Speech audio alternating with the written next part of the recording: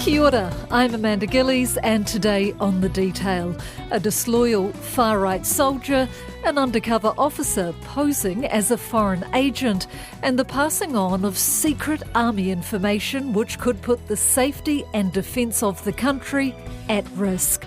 No, this isn't about the latest fantasy spy thriller on offer. This is real life in New Zealand. Today we are talking about the only person ever convicted of espionage or attempted espionage in New Zealand. A soldier with links to the far right has admitted attempting to spy on the New Zealand Defence Force for a foreign country and is the first New Zealander in a military setting to be charged with espionage. This isn't James Bond, it's not the hunt for Red October either. What we have here is maybe something more like a bumbling wannabe-spy, someone who had links to far-right groups. It's a serious, serious issue, but you don't want to overstate it either. That's Newsroom political journalist Mark Dalder, who broke the story 6 years ago and attended the soldier's long-awaited trial at the Linton military camp this week.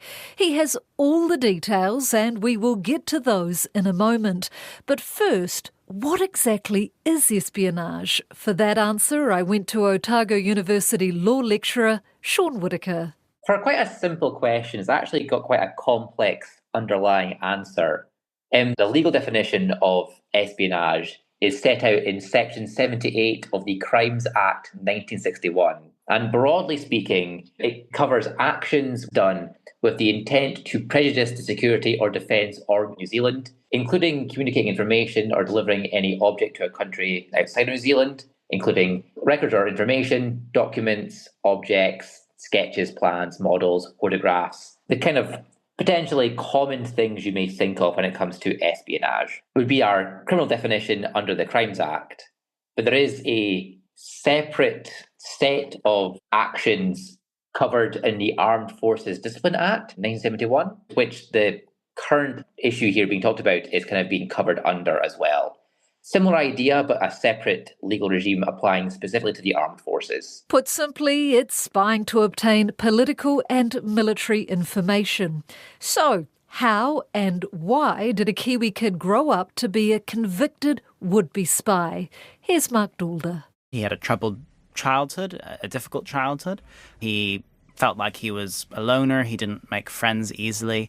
There's a sense that within even his unit, once he had joined the NZDF, he was not particularly well liked, and that's part of what drove him, he says, to these far-right groups, which he continually describes, and his defense lawyer described as well, as right-wing groups rather than far-right, or groups where like-minded people gather as friends over a beer, or to hang out or something like that. So it does downplay the nature of these groups, but that's the framing he uses. And it's not just for the trial. There's material online prior to his arrest, posting on Reddit, for example, social media network, saying, I joined a Nazi organization and it was the best thing that has ever happened to me. I used to be a loser, no job, no fitness or social skills. Now I'm working a decent job, have plenty of friends and a half-decent life. All thanks to the mentoring I got from older Nazis, and I have no regrets. And he had no problem making his views public. We've been able to find plenty of examples of him making extremely anti-Semitic statements about Jews, racist statements about Māori, about immigrants, sexist statements as well, saying women shouldn't have the right to vote.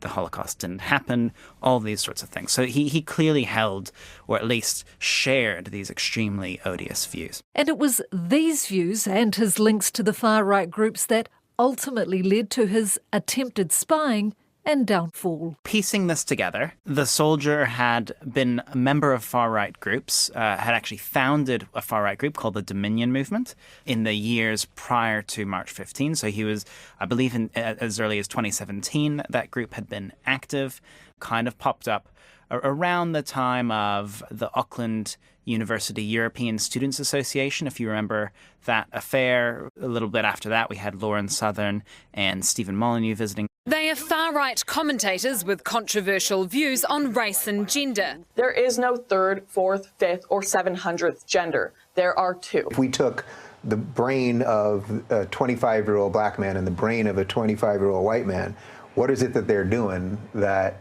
Different sizes. Yeah. Now they've been granted a visa to speak in New Zealand. They've just got, disgusting views. They're, awful people. There was kind of this thing bubbling away, and the Dominion movement popped up as trying to make white nationalism look acceptable or at least tolerable. They weren't out here campaigning in the streets like the National Front, defacing, Jewish properties or calling for genocide or even any sort of physical harm. They framed it as promoting European heritage, European culture. But the materials that we've been able to get from behind the scenes of that group show that racism, white supremacy, all that very extreme sentiment was still held and shared by the members, just wasn't part of the public presentation. So you've got the soldier. He founds a far-right group. He's involved in several others as well. The March 15 terror attack happens. Horror in Christchurch this afternoon after shootings at 2 mosques in the city. Prior to that, some independent researchers claim they had identified the soldier and his involvement in a far-right group and raised it with the authorities, but that no action had been taken. But after March 15, the police launched an operation to look at the potential risks from the extreme right in New Zealand and questioned a wide range of people who had posted online or who had made statements around those sorts of issues, And the soldier was questioned by police. They identified his links to these far-right groups, and he was questioned on at least 2 occasions. Following that, from the agreed summary effects between the parties, it says the New Zealand government became aware that the offender had made contact with a third party, indicating that he was a soldier who was wanting to defect. So we don't know very much about that third party, and a lot of what happened in the court case has been suppressed or was held under closed court with classified evidence that even the media weren't allowed to be there for.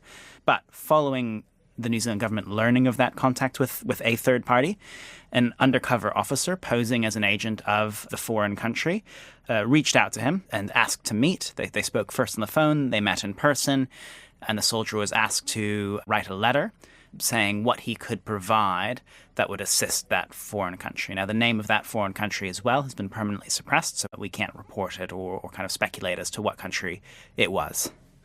From there, it kind of, it's a mix of spy, thriller, and maybe kind of a bumbling spy version. That the soldier did provide maps of a range of military facilities. He provided telephone directories as well, which included the contact information of all the people on those bases. He provided access codes to Linton military camp and to Ohakia Air Base, which were access codes both to get onto the bases and also into facilities on those bases.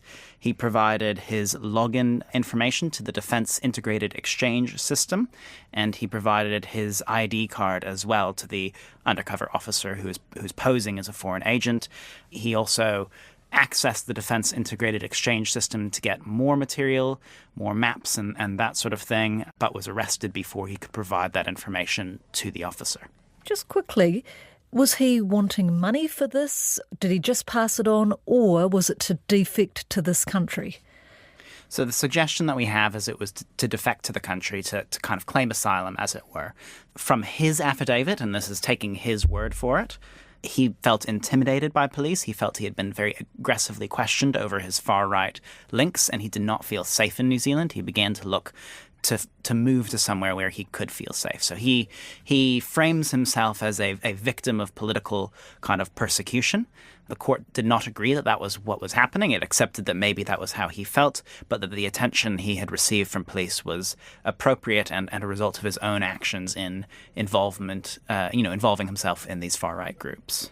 Mark, how damaging, if this was a legit foreign officer, how damaging could that information been to our sort of national security? It's a hard question to answer directly, but basically the government's argument, and it seems like the court has broadly accepted this, is that if this information had been handed over, it would jeopardize the security and defence of New Zealand. New Zealand would be less safe, the defence force would be less safe, individual soldiers within the defence force would be less safe because their contact details would be, in the possession of a foreign country that could target them as individuals. And this is something that came up a couple times in the court in the trial where the soldier, the offender, said, he had not realized at the time that he was endangering New Zealand, that he was endangering his comrades, that he realizes that now.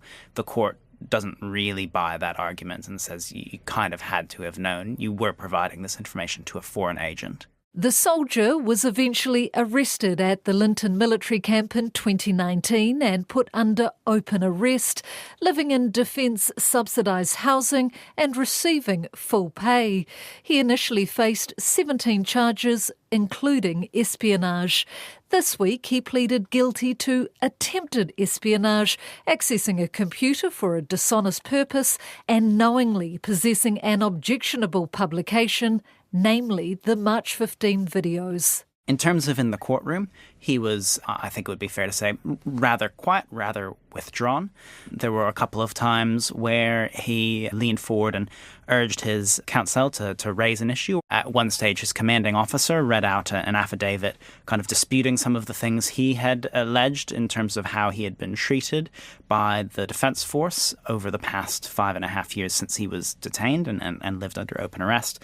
And as the commanding officer read that out, he leaned forward at some stages and kind of had a conversation with his counsel. You could see him saying, that's not true, or you should say this, that sort of thing.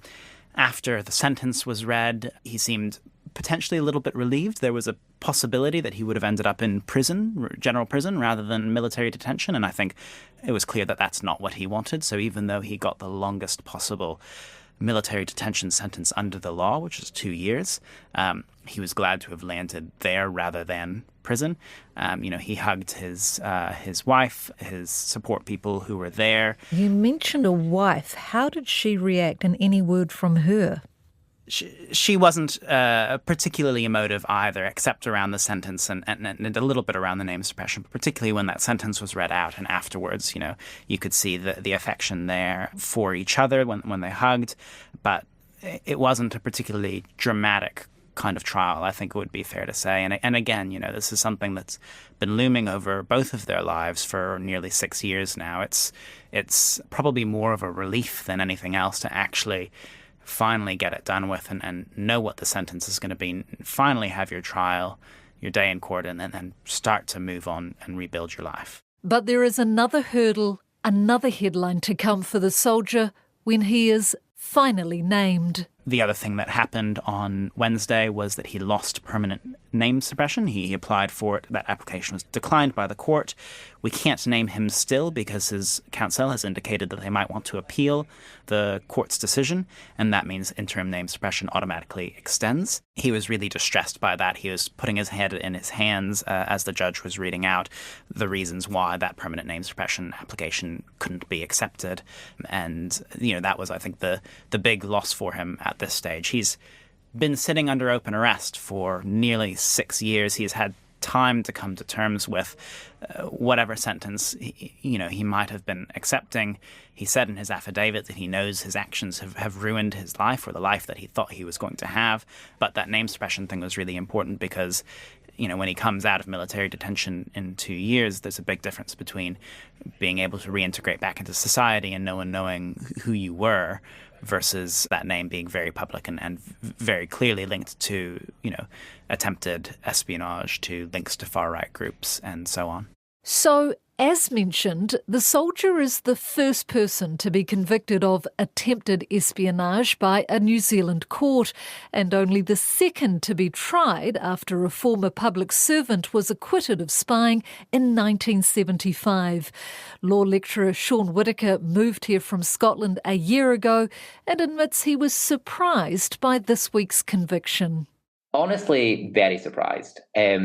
New Zealand has a reputation of being a safe place to live, to work, and not being vulnerable to such actions either by external forces or by people within the country itself. The fact is, this is New Zealand's second ever espionage prosecution and its first ever successful prosecution kind of speaks bounds on that point. So yeah, I was really surprised when this story came up, both when it originally broke in 2020 and again now. What do you think this says about our security services and their ability to detect these sort of threats? Well, I think that it's important to mention that the limited number of instances of espionage being detected and prosecuted is not indicative of the lack of quality of our New Zealand security intelligence services. Ultimately, I think they're doing a good job. They've kind of detected espionage in this particular instance. And I think that overall, because New Zealand isn't exceptionally vulnerable to espionage, broadly speaking, we've got a strong culture of anti-corruption. We've got effective regulatory and governance regimes in place to prevent this from taking place, to prevent the incentives for conducting espionage to occur. Ultimately, I think it is quite a strong, favourable piece of evidence, or strongly supports the claim that our espionage detection services and our intelligence services and our anti-corruption services are doing quite a good job. I don't say this lightly, Sean, but realistically, do we have anything really worth spying on or selling to foreign countries? Well, I do think, despite New Zealand's small size, it is a decent player, a big size, decently sized player, I should say, in the international community. It's got strong strategic links to the Pacific Ocean. It's got connections to the US and the UK via the Five Eyes surveillance scheme. I do think both independently as a country in of itself and its connections to other countries as well in the world, New Zealand, we do have things that are worth espionaging, as it were, things that are valuable, both intrinsic to us and to the global, not marketplace, but the global system as well. Do you worry, though, that there could be more cases, or do you think this is just an isolated conviction? I don't think this is it's not a tipping point to where suddenly we reveal a whole host of espionage activities which was taking place under our noses. The New Zealand Security Intelligence Services has released annual reports detailing not just espionage-based discussions, but also that of foreign interference, of other such activities. Ultimately, I do think that we as a nation are on top of things, and that this conviction of the individual in question is really just a marker of the system working as intended, rather than an indication of things kind of going wrong or things of getting worse. While up until this week no Kiwi had been convicted and jailed, international spies have been put behind bars here before. More than 2 decades ago, then Prime Minister Helen Clark suspended all high-level contacts with Israel after 2 Israelis suspected of being spies for the Mossad were jailed for trying to obtain a New Zealand passport illegally. This was a serious attempt to undermine the New Zealand passport system, and we regard it as an unfriendly action by agents of the government of Israel aimed at undermining New Zealand's sovereignty and certainly breaching international law. We regard it as totally unacceptable that a country with which New Zealand has long had friendly relations would attempt to undermine our law and sovereignty in this way. This kind of response, Sean, how important is that? What message does that send, do you think, to the rest of the world? I do think it is a really important response to give to states which may be engaging in spying or espionage activities here in New Zealand. That ultimately New Zealand is an important player in the international community, that we're not just aware of the risks that espionage activities may inflict or cause, but also are aware to stand up to unlawful espionage activities. That specifically that we are willing to push back politically against those activities, and that New Zealand ultimately is not a place where these things can take place. I think it's a fundamentally important response, actually, just for protecting our national sovereignty and guaranteeing our safety, our rights, our way of life, ultimately. To protect our national security, a lot of what happened in the latest case was shrouded in secrecy. I asked Mark, how tough was it to get answers? It's been quite difficult to get clear answers, and that's often the case when someone is on trial, but the national security issues here have made that even more difficult. We've received really very little from the government about the case, around the allegations and so on. A lot of even the basic facts that we've discussed today were not really available up until that agreed summary of facts was read out in court on Monday. And so, even things like the undercover officer, the exact details of the information that he was obtaining and passing on, that sort of thing. So there were some hints around some of that, and parts of it have been published in charge sheets, but the majority, the full story, has only really come to light as a result of finally having this day in court. As a journalist, a lot of my attention has been trying to build a picture of who he was and potentially why he did this, although that's always difficult to say, but certainly who he was through researching outside of the context of the case, researching his online activity, his interactions with these far-right groups. And there was a lot of that I did do in 2019 and in 2020 in particular. But again, as the case kind of dragged on, as his online presence was deleted or faded away, one of the conditions of his open arrest was that he, for most of that period, was not allowed to access the internet, was not allowed to possess a smartphone. I found and reported at various times evidence that he was still online, and I don't know exactly what came of that reporting, but certainly his online presence quite quickly diminished over the period of his arrest. Has the Defence Force or the government responded to this week's unprecedented conviction? So the Chief of Army, Major General Rose King, issued a statement on Wednesday after the trial concluded, saying, it was the first of its kind as a court-martial of these types of charges. It's the first time attempted espionage has been prosecuted in New Zealand in any jurisdiction. She said the actions of the soldier were deplorable. They were incredibly poorly judged and brought risk to all of those he served alongside, as well as the wider New Zealand public, and struck to the very core of what we as a defence force have a sworn duty to protect.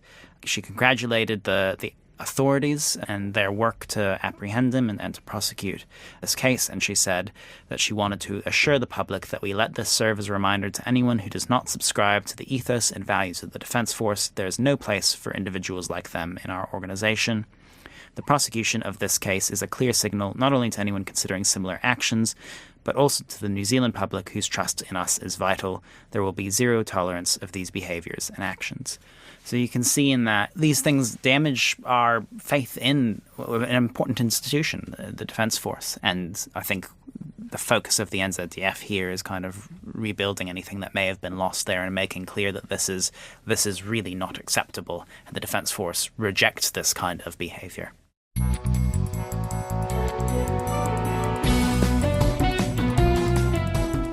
That's all for today. The Detail is a newsroom production supported by RNZ and New Zealand On Air. Thank you to Mark Dalder and Sean Whittaker. This episode was produced by Gwen McClure and engineered by William Saunders. I'm Amanda Gillies. Mā te wā.